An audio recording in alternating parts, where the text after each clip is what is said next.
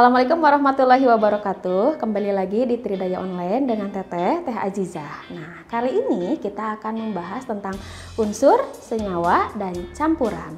Nah, tapi sebelumnya kalian jangan lupa untuk subscribe dan share video ini ke teman-teman kalian. Oke?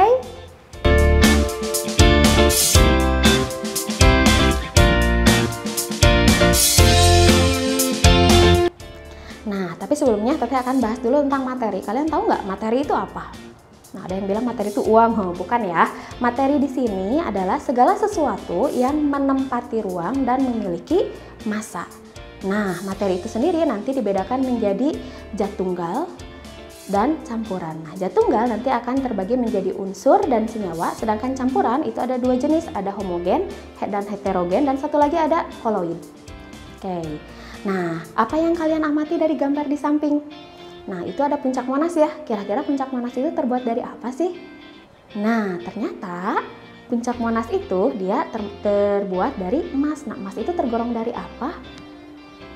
Nah, ternyata emas itu dia masuknya ke dalam unsur. Apa itu unsur? Nah, unsur adalah zat tunggal yang tidak dapat dibagi lagi melalui reaksi kimia biasa atau reaksi kimia sederhana.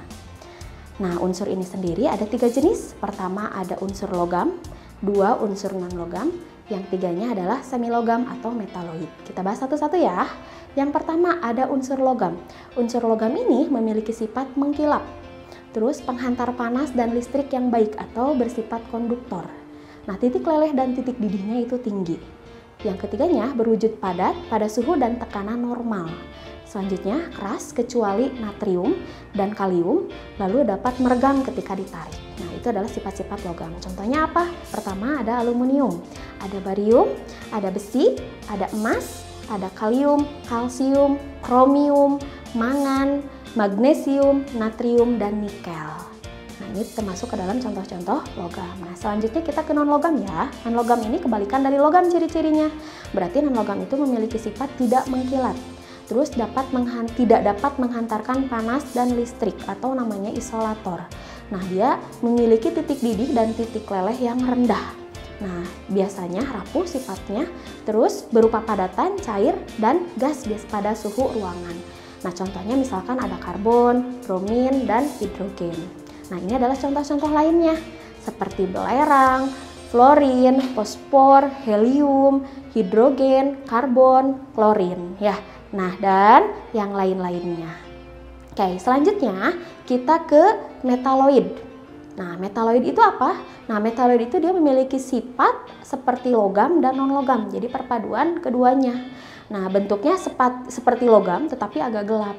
Nah, sifatnya dia dapat bersifat semikonduktor. Apa itu semikonduktor? Jadi kalau misalnya pada suhu rendah dia bersifat isolator, sedangkan pada suhu tinggi dia dapat bersifat sebagai konduktor.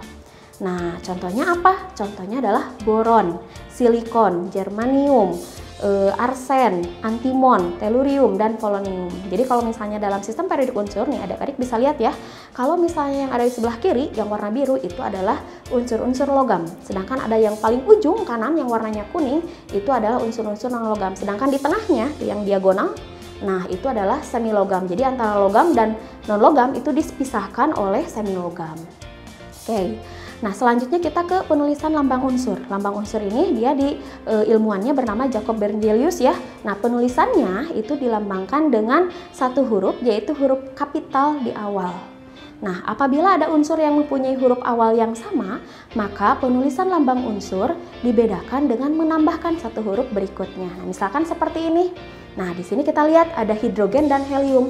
Awalnya sama-sama huruf H ya. Nah, tapi untuk membedakannya hidrogen itu simbol unsurnya H, kalau helium itu jadi He. Jadi diambil huruf berikutnya di kata berikut. Nah, selanjutnya ada kalium dan kripton. Kalau kalium K, kalau kripton Kr. Nah, seperti itu. Nah, selanjutnya kita ke senyawa. Nah, apa itu senyawa? Senyawa itu adalah zat tunggal yang dapat diuraikan kembali menjadi zat-zat pembentuknya melalui reaksi kimia.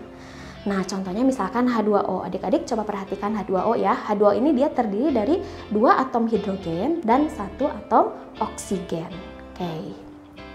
Kita lihat sifat-sifatnya ya. Yang pertama, nah jadi senyawa itu dia tersusun dari 2 jenis unsur atau lebih melalui reaksi kimia. Yang keduanya, sifat unsur pembentuknya berbeda atau dapat berubah.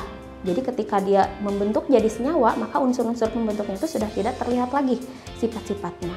Yang ketiganya, perbandingan massa unsur-unsur penyusunnya itu harus tetap. Misalkan tadi ya H2O, kita nggak bisa kalau mau bikin H2O hidrogennya 1, oksigennya 1, nah itu tidak akan membentuk H2O.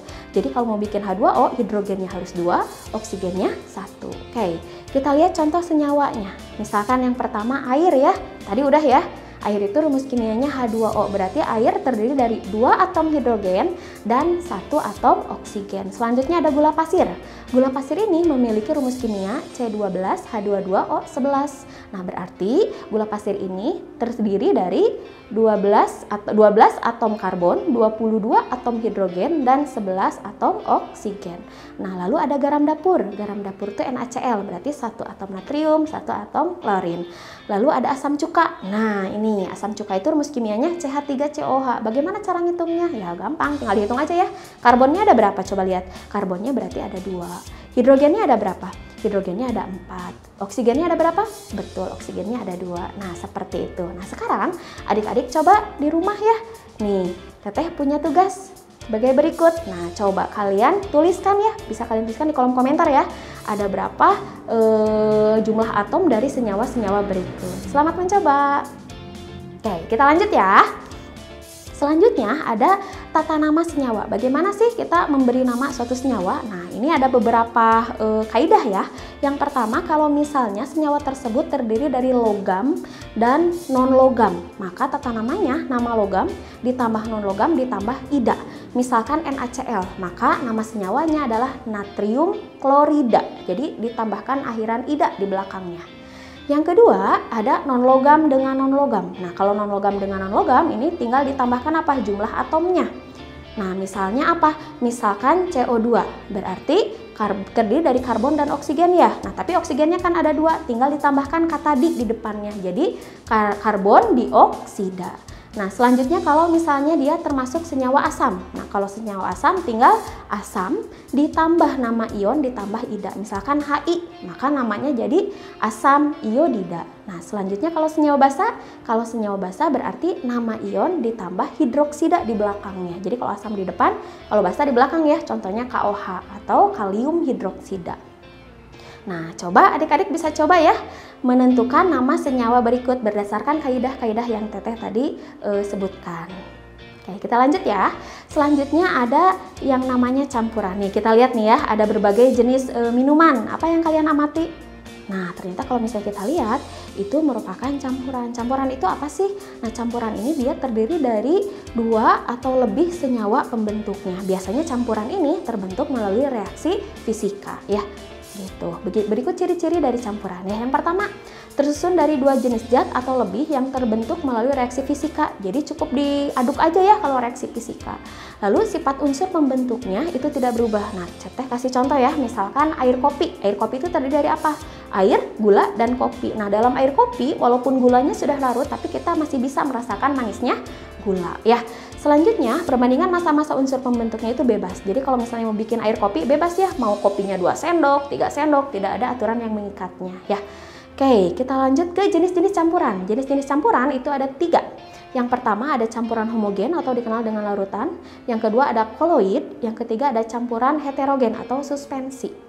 Nah, kita lihat campuran homogen itu dia memiliki ciri satu fase, terus jernih, tidak dapat disaring, tidak memisah apabila didiamkan lama.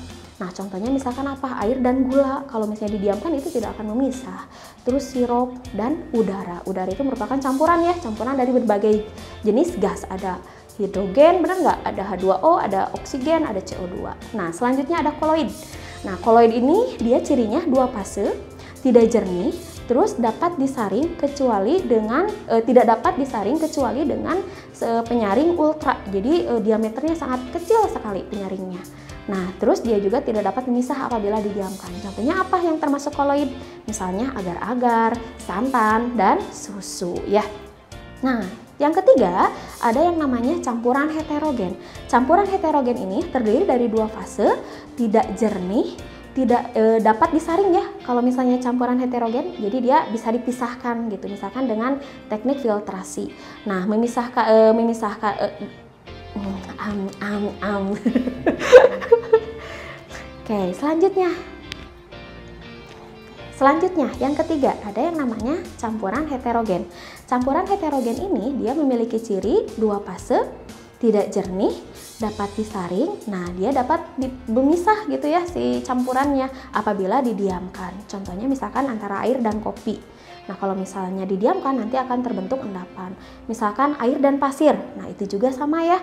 Itu dapat terbentuk endapan kalau didiamkan. Terus antara air dan minyaknya itu tidak menyatu ya. Kita bisa melihat unsur-unsur pembentuknya. Oke, sekian. Cukup sekian penjelasan dari Teteh. Kalau misalnya ada pertanyaan, kalian bisa tulis di kolom komentar ya, atau bisa mengunjungi aplikasi Triline kami. Nah, sampai jumpa lagi di video-video berikutnya. Dadah!